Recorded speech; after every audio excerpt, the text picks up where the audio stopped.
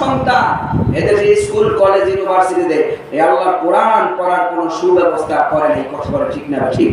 যদি এদেশের সন্তানদেরকে কোরআন শিক্ষা দেওয়ার ব্যবস্থা থাকতো, এদেশের সন্তানগুলো ইসলামের দিকে ধাবিত হয়ে যেত। এই ব্রিটিশ ইস্ট ইন্ডিয়া কোম্পানি এসে 200 বছর পর্যন্ত এই দেশে রাজত্ব করেছে ব্যবসার নামে। এরা আইসা আমাদের মুসলমানদের লেখাপড়ার সিলেবাসগুলি নষ্ট করে দিয়েছে। আমাদের মুসলমানদের কোরআন শিক্ষার যে মাদ্রাসাগুলি ছিল, এই মাদ্রাসাগুলির প্রত্যেকটা মাদ্রাসার সাথে 80 বিঘা করে জমি ছিল। কয় বিঘা? 80 বিঘা। আজকে আমাদের মাদ্রাসাগুলি ভাড়ায় চালানো লাগে, আমাদের মাদ্রাসাগুলি যাকাত ফিতরা মান্য সদকা দিয়ে চালানো লাগে। অথচ এমন একটা এই দেশেই ছিল, এই সম্পত্তিগুলি সব সরকারি সম্পত্তিতে রূপান্তরিত করে গেছে ওই ইস্ট ইন্ডিয়া কোম্পানি, ব্রিটিশ বেনিয়ারা, ওই লাল চামড়ার শুকুনেরা। এরা আমাদের ইসলামকে ধ্বংস করার জন্য ষড়যন্ত্র করে গেছে, কথা বলে ঠিক না ঠিক? যতই ষড়যন্ত্র করো না কেন, আল্লাহর কোরআনের আলোকে তোমরা নিভাইতে পারো নাই, কিয়ামত পর্যন্ত চেষ্টা করে দেখা তোমরা পারবাও না, কথা বলে ঠিক কি না? আল্লাহ কোরআনের মধ্যে বলে ইউরিদুনা লিইউতফিউ নূরাল্লাহি বিআফওয়াহিহিম ওয়াল্লাহু মুতিম্মু নূরিহি ওয়ালাউ কারিহাল কাফিরুন।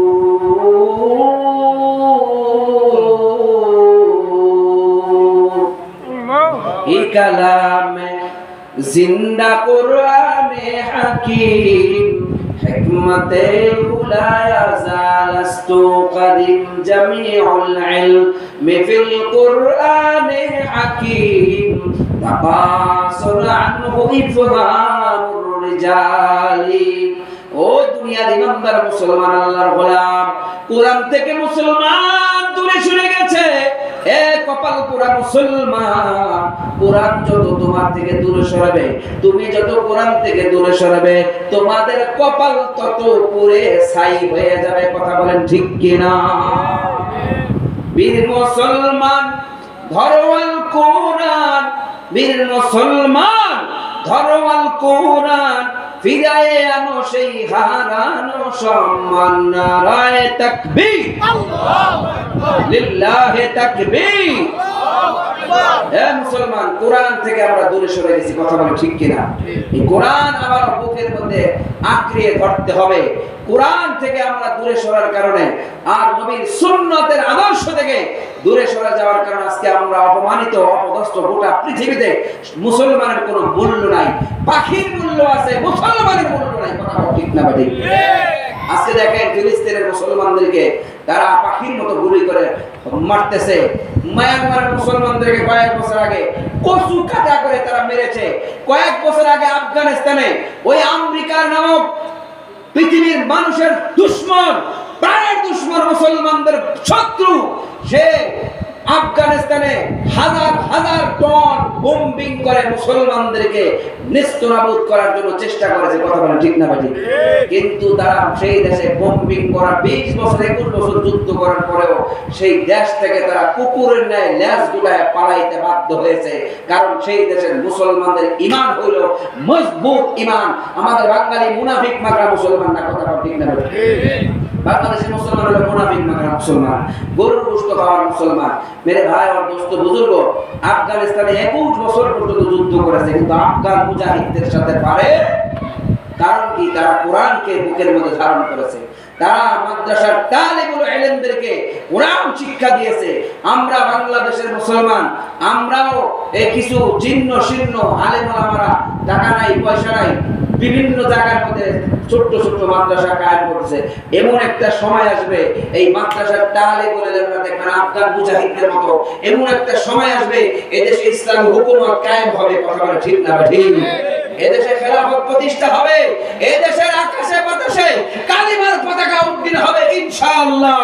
হয়তো সেদিন আমি থাকবো না, আপনি থাকবেন না, কিন্তু এদেশের যুবক, আপামার যুব শ্রেণী, এদেশের ছাত্র জনতা যেভাবে ইসলামের দিকে ঝুঁকতেছে, আমরা স্বপ্ন দেখি তাদের নিয়ে ইনশাআল্লাহ অদূর ভবিষ্যতে এদেশে ইসলামী হুকুমত কায়েম হবে, আল্লাহর কোরআন মোতাবেক দেশ পরিচালনা হবে ইনশাআল্লাহুল আজিজ।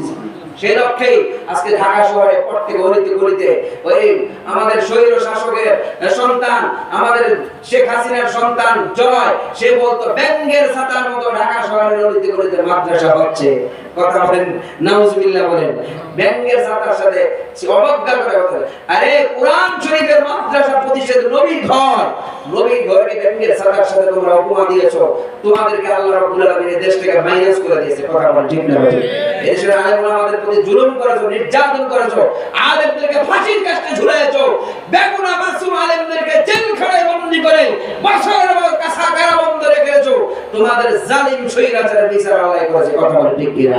এজন্য জুলুম করা যাবে না। মেরে ভাইরা দোস্ত বুঝে আসুন, আমরা আফগান মুজাহিদদের মতো আমরাও হাঁটি পা করে মেহনত করতে থাকি। আল্লাহ বিজয় আমাদেরকে দিবেই দিবে ইনশাআল্লাহ। আল্লাহ কোরআনের মধ্যে বলে ওয়ালা তাহিনু ওয়ালা তাহজানু ওয়া আনতুমুল আ'লাউনা ইন কুনতুম মুমিনিন।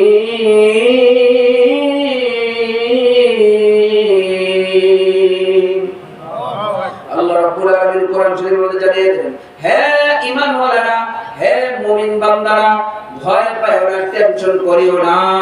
সূর্যের উপরে যখন বৃষ্টি নামক মেঘমালা দিয়ে ঢাকা ফেলায়, মেঘ ছাড়া চিরজীবন বৃষ্টি দিয়ে মেঘমালা দিয়ে সূর্যকে আড়াল করা যাবে না। একদিন না একদিন সূর্য পরিষ্কার হয়ে দেশের আকাশে বাতাসে কালেমার পতাকা উড্ডীন হবে ইনশাআল্লাহ। আল্লাহ কোরআনের মধ্যে বলে শর্ত হলো তোমাদের বিজয় হবে, তোমরাই বিজয় লাভ করবা। শর্ত হলো তোমাদের মুনাফিক মাথা মুসলমানের খাতা থেকে নাম টাকাইটা মুমিন হওয়া লাগবে। কি হওয়া লাগবে? মুমিন হওয়া লাগবে। মুনাফিক মাকড়া মুসলমান দিয়া সারা বাংলাদেশে 20 কোটি মুসলমান হইলে কি লাভ হবে? ইসলামের জন্য যখন রক্ত দেওয়ার কথা বলে, আমারই মুসলমান ভাই আমার বিপক্ষে গিয়া দাঁড়ায় গুলি করে আমার পাখির মতো ঝাঁকঝাঁক করে কথা ঠিক কিনা? যতদিন পর্যন্ত সব মুসলমান আমরা ঐক্যবদ্ধ না হতে পারবো, ততদিন বিজয় আমাদের সুনিশ্চিত হবে। এজন্য আমাদের মুমিন হওয়া লাগবে। কি হওয়া লাগবে? আল্লাহ কোরআন শরীফের 18 নম্বর পারার প্রথম পৃষ্ঠা আল্লাহ বলে ক্বাদ আফলাহাল মুমিনুন,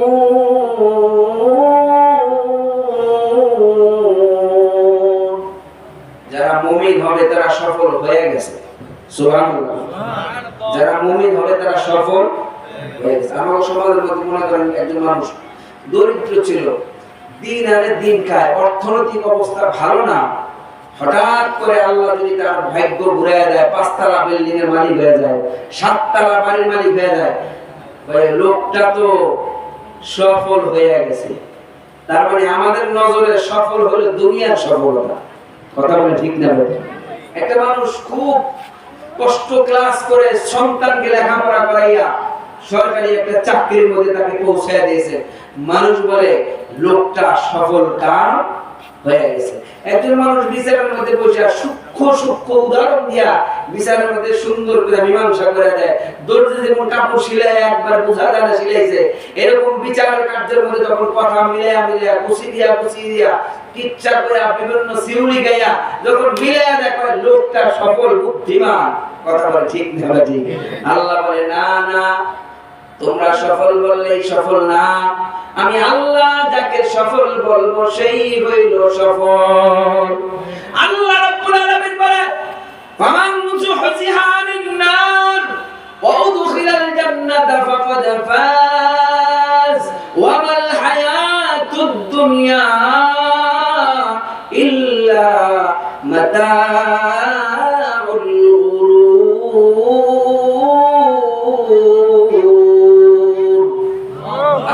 আল্লাহ বলে যে ব্যক্তি জাহান্নাম থেকে মুক্তি পায়া জান্নাতি সার্টিফিকেট পায়া বলে যে সে সফল হয়ে গেছে।